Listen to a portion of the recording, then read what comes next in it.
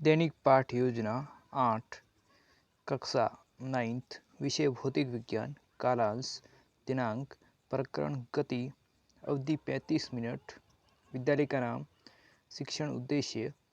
इसके बाद शिक्षण उद्देश्य में 2 कॉलम बनाने। पहला शिक्षण उद्देश्य और दूसरा अपेक्षित व्यवहारगत परिवर्तन, जिसमें पहला उद्देश्य ज्ञान, जिनमें अपेक्षित व्यवहारगत परिवर्तन इस प्रकार है। विद्यार्थी गति की परिभाषा का प्रत्यास्मरण कर सकेंगे, विद्यार्थी गति से संबंधित सूत्र आदि का प्रत्याभिज्ञान कर सकेंगे। अवबोध, विद्यार्थी चाल विस्थापन में अंतर कर सकेंगे, विद्यार्थी गति की व्याख्या कर सकेंगे।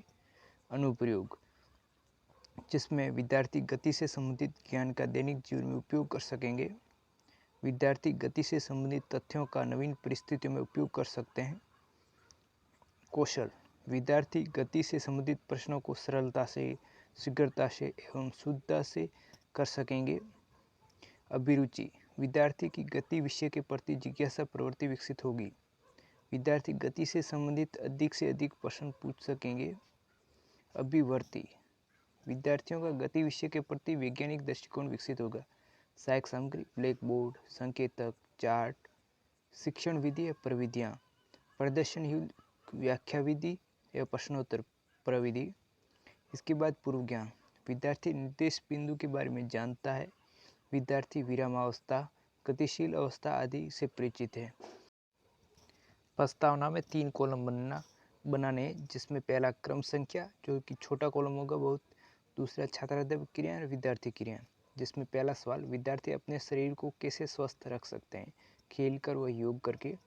दूसरा, विद्यार्थी मुख्य रूप से कौन कौन से खेल खेलते हैं, वॉलीबॉल, क्रिकेट, बैडमिंटन।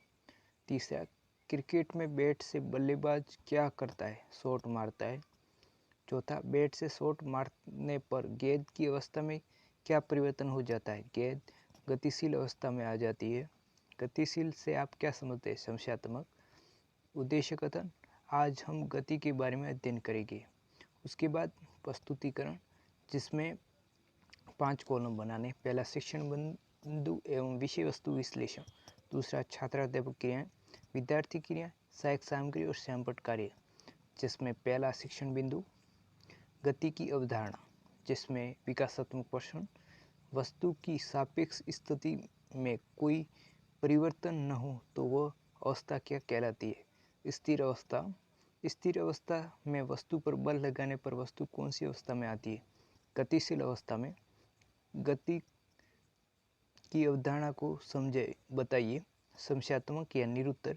उसके बाद छात्राध्यापक कथन करेंगे। किसी वस्तु, कण अथवा पिंड की स्थिति समय के साथ निरंतर बदलती रहती है, उसे गति कहलाता है। गति या स्थिर अवस्था सदैव ही किसी निर्देश बिंदु, जिसे मूल बिंदु कहते हैं, उनके सापेक्ष मापी जाती है। उसके बाद विद्यार्थी क्रिया, जिसमें विद्यार्थी ध्यानपूर्वक सुनेंगे, महत्वपूर्ण बिंदु अपनी अभ्यास पुस्तिका में नोट करेंगे। इसके बाद गति की जो परिभाषा है उसे को श्यामपट कार्य में जो आपने किया है वो आप चार्ट में चिपकाना है।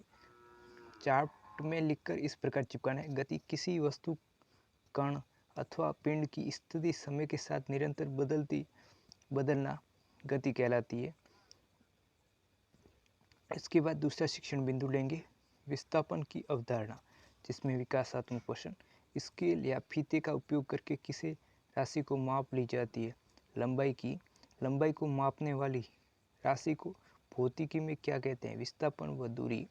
विस्थापन की अवधारणा को समझाइए, संख्यात्मक या निरुत्तर। जिसके बाद छात्राध्यापक कथन करेंगे। वस्तु की प्रारंभिक व अंतिम स्थिति के बीच सरल रेखीय दूरी को वस्तु का विस्थापन कहते हैं। ये एक सदिश राशि है, वही प्रारंभिक स्थिति से अंतिम स्थिति तक पहुंचने में तय की गई कुल दूरी अदिश राशि है। विद्यार्थी ध्यानपूर्वक सुनेंगे, महत्वपूर्ण बिंदु अपनी अभ्यास पुस्तिका में नोट करेंगे। जिसके बाद विस्थापन, वस्तु की प्रारंभिक एवं अंतिम स्थिति के बीच की सरल रेखीय दूरी को विस्थापन कहते हैं। इसके बाद अगला तीसरा शिक्षण बिंदु चाल की अवधारणा, जिसमें विकासात्मक प्रश्न, हम सड़क मार्ग से आवागमन के लिए किसका प्रयोग करते हैं, वाहनों का, जैसे कार, बस। समय के साथ वाहन की स्थिति में परिवर्तन को क्या कहते हैं, गति। गतिशील वस्तु का एकांक समय में तय की गई दूरी क्या कहलाती है? निरुत्तर।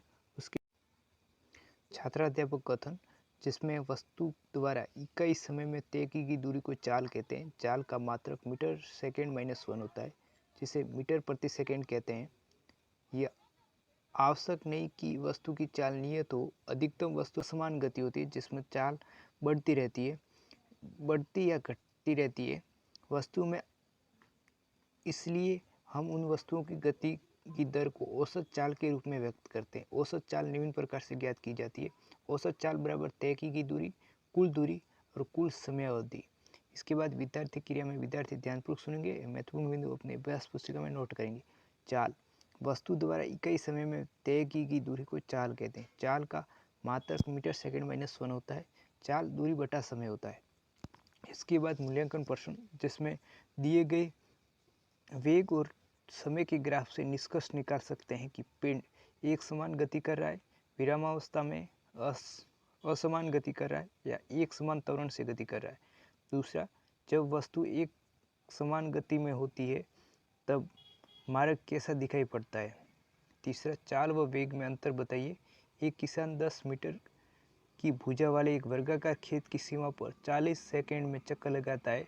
2 मिनट और 20 सेकंड के बाद किसान का विस्थापन का परिणाम क्या होगा। पांचवा सवाल, किसी गतिशील पिंड का दिए गए समय अंतराल में विस्थापन शून्य है, क्या इसे के द्वारा चली गई दूरी भी शून्य होगी। अपने उत्तर की पुष्टि कीजिए। गृह कार्य, एक वस्तु 16 मीटर की दूरी 4 सेकंड में तय करती है तथा पुणे 16 मीटर की दूरी 2 सेकंड में तय करती है, तो वस्तु का औसत चाल क्या होगा। पर्यवेक्षक टिप्पणी। आपका बहुमूल्य समय देने के लिए धन्यवाद। जय हिंद।